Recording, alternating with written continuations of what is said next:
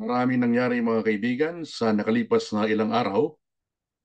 Tapos po ang pagbisita ni Pangulong Marcos dyan po naman sa bansang Malaysia. Ano ho?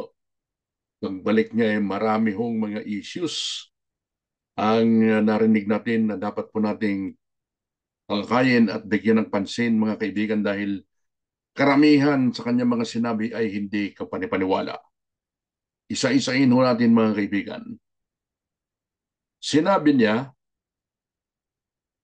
na wala siyang kinalaman doon po naman sa isinampang impeachment laban kay VP Sara hanggang na-impeach ito at magkakaroon na nga po ng trial dyan sa Senado. Mga kaibigan, binigyan din ni Bonget pero alam ko hindi kayo naniniwala, ako din, hindi ako naniniwala. I don't want her impeached. Sino kayang lolokohin niya? Lokohin niya yung lelong niyang kalbo. Ang nangyari daw mga kaibigan, trabaho yon at ginawa ng Kongreso yun at wala siyang kinalaman. Medyo nga napipikon na rin siya sa kakatanong sa kanya tungkol dito eh. Pero hindi maiwasang itanong dahil bakit nangyari yun under his watch?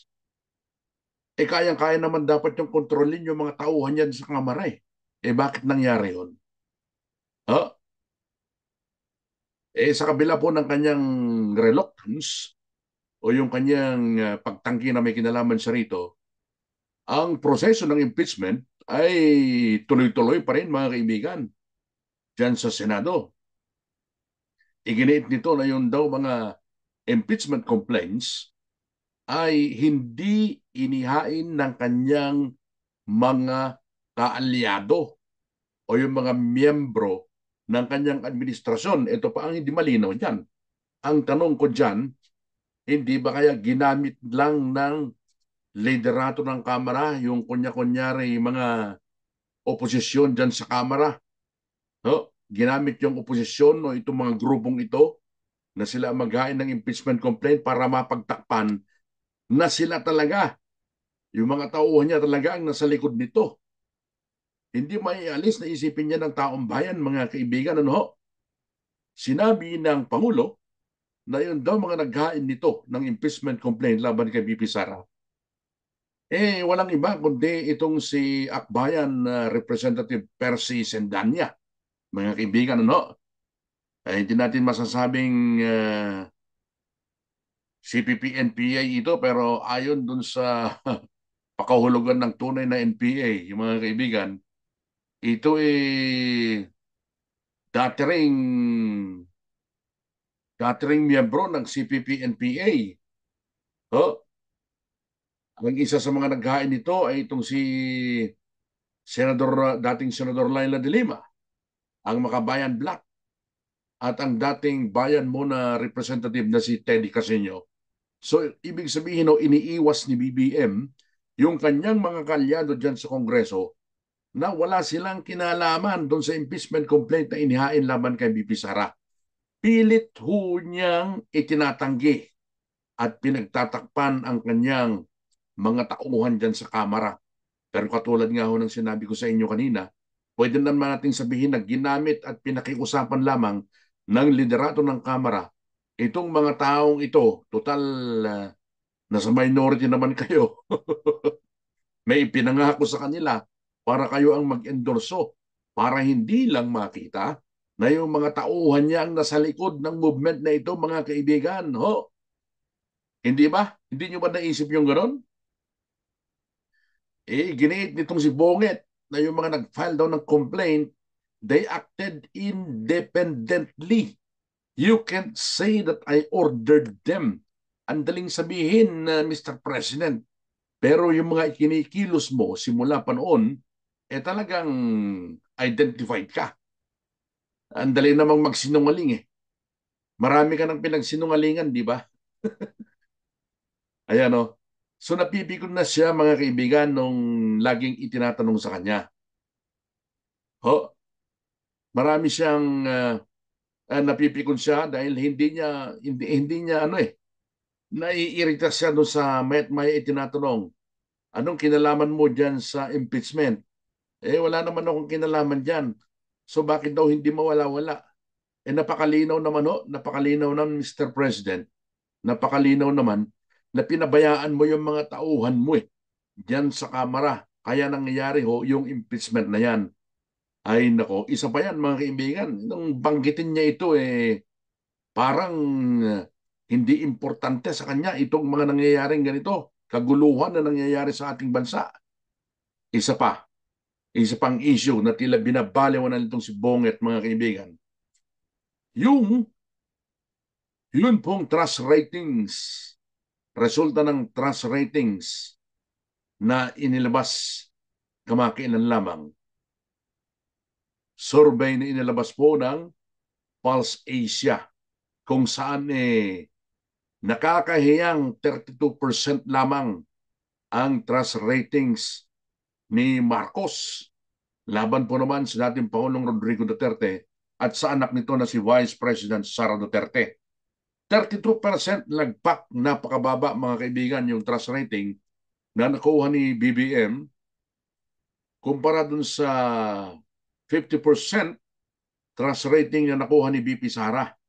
At ang pinakamataas nga po dyan, bagamat nakadetinay dyan sa ICC, itong si dating Pangulong Rodrigo Duterte, no umakyat po napakalaki mga kaibigan ng 63%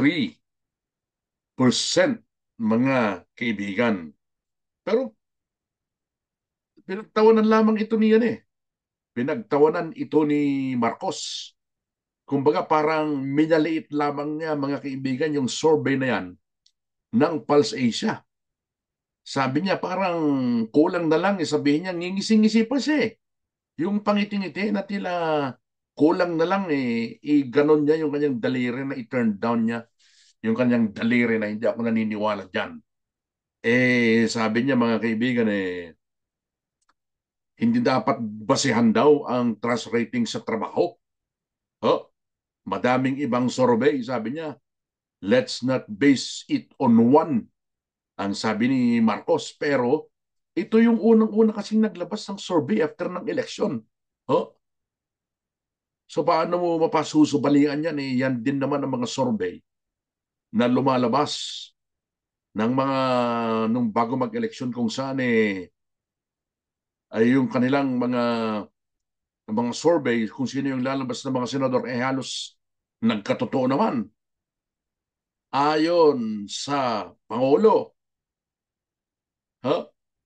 kailangan daw na tingnan ang survey ng iba namang kumpanya.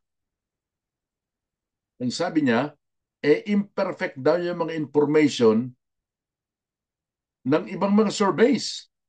Imperfect information makes you make imperfect decisions. Ano hong ibig niya sabihin dito? Nai-influensyahan siya ng mga survey. The more perfect your information, the more perfect your decision will be. Parang hindi yata nagkakatugma itong mga pahayag ng Pangulo. Parang litang na litang pa ang Pangulo. That is one source of information. Ibig sabihin, hindi siya naniniwala at binabaliwala lamang ho niya itong survey ng Pulse Asia na malinaw ho naman na lagpak siya. Lagpak siya sa trust rating mga kaibigan. Siyempre, ang isa sa mga dahilan ho yan mga kaibigan, wala na pong masyadong nagtitiwala sa kanya. Nasa second half na siya ng kanyang term Di ba? Marami nagsasabi na magiging lame duck na siya mga kaibigan dahil itong mga politiko, particularly dyan sa Senate at sa Kongreso, naghahanap na yan, nag-i-scout na yan ng kanilang lilipatang partido dahil iniisip na nila, mga kaibigan, kung sino yung malakas na kanilang kakapitan na partido sa susunod na eleksyon 3 years from now, sa 2028. Presidential election ho yung susunod pagkatapos nitong midterm election na to mga kaibigan. So, hindi naniniwala si Marcos. Talagang pinagtatawanan lamang ho niya. Pinagkibit-balikat ho niya yung mga issue. At Pinanindigan na wala daw siyang kinalaman sa impeachment ni VP Sara. Pero maraming naniniwala na hindi totoo yan at nagsisinungaling na naman ang Pangulo ng Bansa, mga kaibigan. At ito ba ang abangan natin? Ayan, no? Parang nagbibiro ba siya? O seryoso siya? Kasi pitawa-tawa siya nung press con eh. Sabi niya what's me sustain it? Pagmasdan daw natin siya, obserbahan na kaya niyang isustain ang 20 pesos per kilo na bigas. Hindi lamang sa ilang mga bahagi ng bansa, kundi sa maging buong Pilipinas. Aba, ito yung matapang na pahayag niya, mga kaibigan, pero hindi ako naniniwalang matapang yun dahil patawa-tawa siya pangising-ngisi siya Sinabi nitong si BBM na natupad na niya ang pangako noong panahon ng eleksyon na makapagbenta ng bigas sa halagang 20 pesos per kilo. Natupad mo nga after 3 years 3 years pa. Ang hinintay ng taong bayan bago mo natupad yan, pero hindi naman lahat ng bahagi at sulok ng Pilipinas ay napagbigyan mo.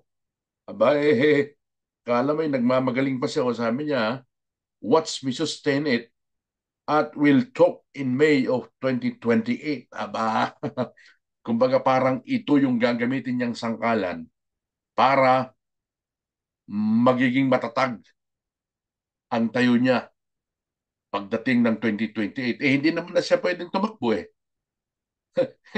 Anong ibig niya sabihin? Magiging matatag yung tayo ng sino mang pipiliin niya, magiging kandidato niya para sa susunod na eleksyon.